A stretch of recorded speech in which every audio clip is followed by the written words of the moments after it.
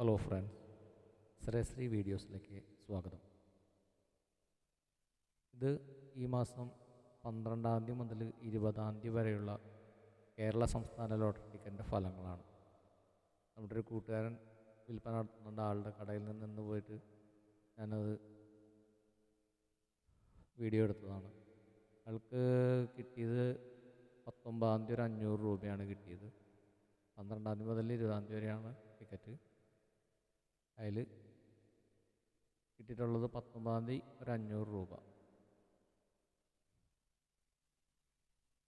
14-ഒന്നുമില്ല, 13-ാം തീയതി ഒരു 50 രൂപയാണ് കിട്ടിയത്. 13-ാം തീയതി ഒരു 50 രൂപ. 12-ാം തീയതി മുതൽ 20-ാം തീയതി വരെ ടിക്കറ്റ് എടുത്തിട്ട് 8 ദിവസത്തിൽ ആകെ കിട്ടിക്കുന്നത് 550 രൂപയാണ്. എന്തിനാണ് സർക്കാർ ഇങ്ങനെ ജനങ്ങളെ പറ്റിക്കുന്നത്? എത്രയോ നമ്പറുകൾ കണ്ടിട്ടുണ്ട്, ഒരു 5 പൈസ വീണിട്ടില്ല. ശരി.